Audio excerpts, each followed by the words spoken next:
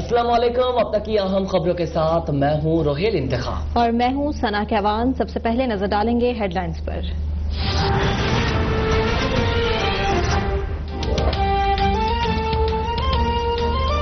وزیر اعظم عمران خان سے army chief general Qamar Javed Bajwa کی ملاقات۔ ترجمان وزیر اعظم آفس کے مطابق قومی سلامتی کے امور پر تبادلہ خیال کیا گیا۔ مقبوضہ کشمیر میں بھارت کا خونی کھیل رکوانے کے لیے پاکستان متحرک، دوست ممالک سے رابطے تیز کرنے کا فیصلہ۔ پارلیمنٹ ہاؤس میں مقبوضہ کشمیر کی تازہ صورتحال پر اہم اجلاس۔ پوری مقبوضہ وادی کو جیل میں تبدیل کرنے کی سخت مذمت۔ پارلیمانی سفارتکاری کے ذریعے بھارتی جارحیت کو اجاگر کیا جائے گا۔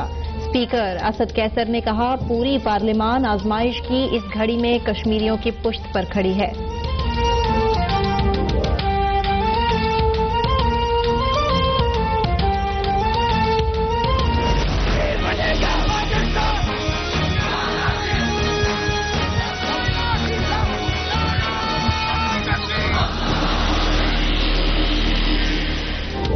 بھارت کی وجہ سے 80 لاکھ کشمیریوں کی جانیں خطرے میں ہیں۔ خدشہ ہے کہ کشمیریوں کی نسل کشی ہونے والی ہے۔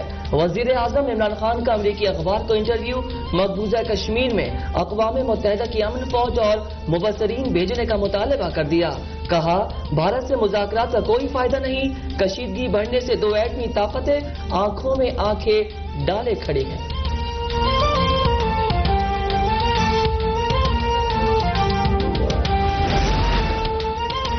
ایک گولی سے لے کر میزائل تک مسلح افواج کی ضروریات پوری ہیں۔ قوم کو یقین دلاتے ہیں کہ بھارت کو جارحیت پر منہ توڑ جواب ملے گا۔ سینٹ کی دفاعی پیداوار کمیٹی کے chairman lieutenant general retired Abdul Qayyum پرعزم۔ دفاعی کمیٹی کا ایمونیشن ڈیپو کی کارکردگی پر اظہار اطمینان۔ دفاعی برآمدات کی ترقی کے لیے دیپا کے نام سے اتھارٹی بنے گی۔ مسودہ کابینہ کو بھجوا دیا گیا۔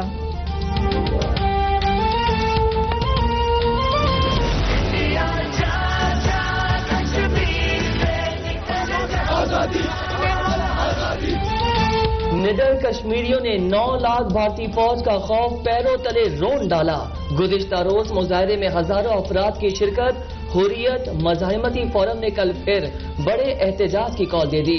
جمعے کے بعد کشمیری عوام سے سڑکوں پر نکلنے کی اپیل۔ مقبوضہ کشمیر میں کرفیو کا 18واں روز۔ موبائل فون اور انٹرنیٹ سروس بدستور معطل۔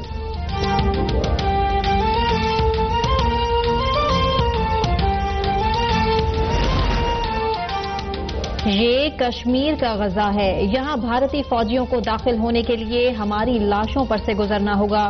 سری نگر کے مضافاتی علاقے سورا کے کشمیری ڈٹ گئے۔ انتہا پسند مودی سرکار پر واضح کر دیا کہ کشمیر کا 1 انچ بھی نہیں دیں گے۔ مسجد کے لاؤڈ سپیکر سے آزادی کے نعرے بلند۔ مودی ہٹلر اور فاسسٹ ہے، اس کو جلد پتہ چل جائے گا۔ بھارت کی جرت نہیں کہ پاکستان کو میلی آنکھ سے دیکھے۔ وفاقی وزیر شیخ رشید کی مقبوضہ کشمیر میں بھارتی مظالم کی شدید مذمت۔ اظہار یکجہتی کے لیے آزاد کشمیر جانے کا اعلان۔ کہا، پاکستان کا بچہ بچہ کشمیریوں کے ساتھ کھڑا ہے۔ ہم کشمیریوں کے ساتھ ہیں، ہر فورم پر بات کریں گے۔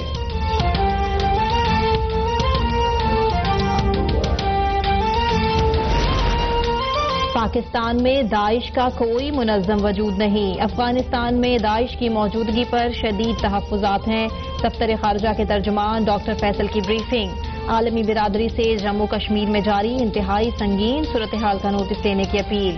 کہا، مقبوضہ وادی ادویات اور خوراک کی شدید قلت پیدا ہو چکی۔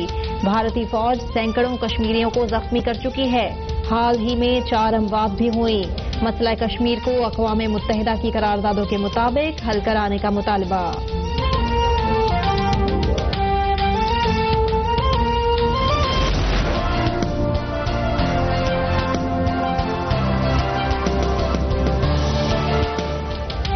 بھارت کی جانب سے پانی چھوڑنے کے بعد دریا ستلج کی سطح مسلسل بلند۔ دریا سندھ میں گدو کے مقام پر درمیانے درجے کا سیلاب۔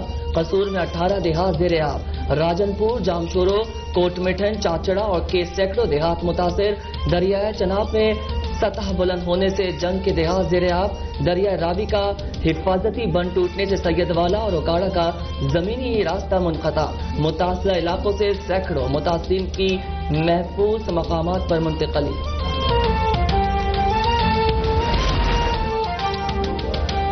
مقبوضہ کشمیر میں قاتلوں کو کھلی چھوٹ نسل کشی کی ابتدائی علامت ہے۔ امریکی تنظیم جینوسائیڈ واچ نے مقبوضہ آبادی میں نسل کشی کا خدشہ ظاہر کر دیا۔ اقوام متحدہ اور رکن ممالک سے بھارت کو صفاقانہ اقدامات سے باز رکھنے کی اپیل۔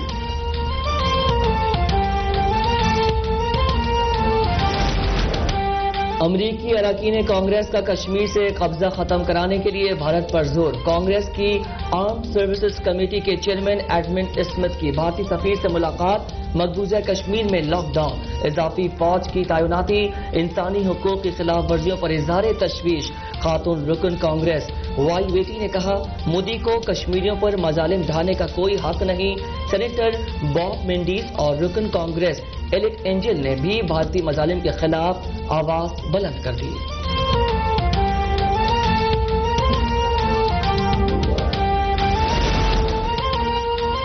سپریم کورٹ جج ارشد ملک کی مبینہ ویڈیو کیس کا فیصلہ کل بجے سنائے گی۔ عدالت عظمیٰ نے 20 اگست کو فیصلہ محفوظ کیا تھا۔ پہلے بھی کہا تھا کہ ویڈیو ان کے لیے مزید مشکلات پیدا کرے گی۔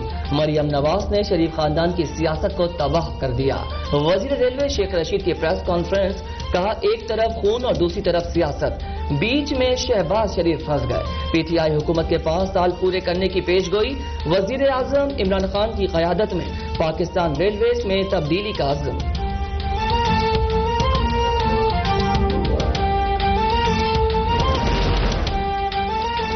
خان صاحب نے اپنے 1 سالہ دور میں خارجہ پالیسی اور معیشت کو تباہ کیا۔ بلاول بھٹو زرداری کا اسکردو میں جلسے سے خطاب، کہا خان صاحب نے اقتدار حاصل کرنے کے لیے جھوٹے وعدے کیے۔ خان صاحب اور ان کی کابینہ کے لوگ ڈریں، ظلم کرنے والوں کو اپنے ظلم کا حساب دینا ہوگا۔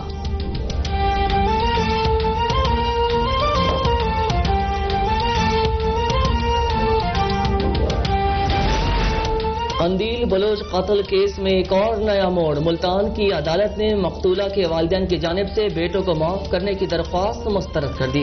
جج نے ریمارکس دیے کہ غیرت کے نام پر قتل کا فیصلہ تمام گواہوں کی شہادتیں قلم بند ہونے کے بعد سنایا جائے گا۔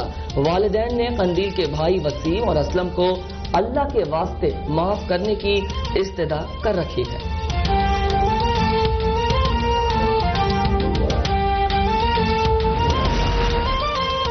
نیب خیبر پختونخوا کی کارروائی، غریبوں کو جھانسا دے کر کروڑوں ہڑپ کرنے والا ملزم پکڑا گیا۔ ملزم آصف اللہ نے جعلی کمپنی کے نام پر 1.5 کروڑ لوٹے تھے۔ مقامی احتساب عدالت نے ملزم کو 14 روز کے جسمانی ریمانڈ پر نیب کے حوالے کر دیا۔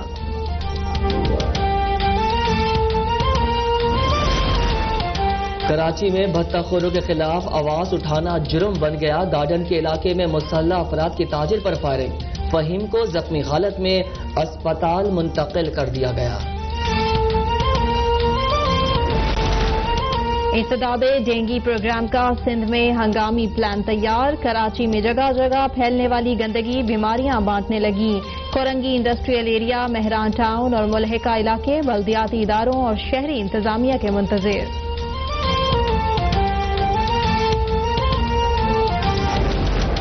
مسلم لیگ نون کا ڈینگی مریضوں کی تعداد میں اضافے پر اظہار تشویش۔ پارٹی ترجمان مریم اورنگزیب نے مہنگائی کے سونامی کو حکومتی بد انتظامی کا نتیجہ قرار دے دیا۔ بونی، حکومت نے صحت کی سہولتیں، مفت ٹیسٹ اور ادویات چھین کر عوام کو ڈینگی کے حوالے کر دیا۔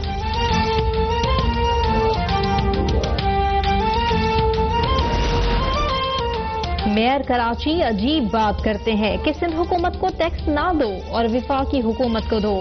صوبائی وزیر اطلاعات سعید غانی کی وسیم اختر پر تنقید، کہا میئر صاحب اپنی ذمہ داریاں پوری نہیں کر پا رہے اور الزام دوسروں پر لگا رہے ہیں۔ ناصر حسین شاہ نے میئر کراچی کو کے ایم سی اور واٹر بورڈ سمیت دیگر اداروں کی تباہی کا ذمہ دار ٹھہرا دیا۔ بولے انہی لوگوں نے کراچی کو تجاوزات کی بھرمار، چائنا کٹنگ اور بوری بند لاشیں دیں۔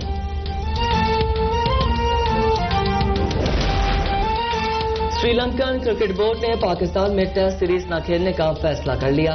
سری لنکن وزیر کھیل کے مطابق پاکستان میں 3 بڑے ڈے میچز کھیلنے کی پلاننگ کر رہے ہیں.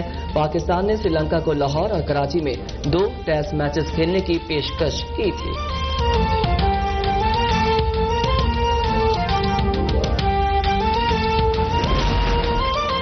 اور کراچی میں حضرت عبداللہ شاہ غازی رحمت اللہ علیہ کا 1289واں عرس شروع ہو گیا.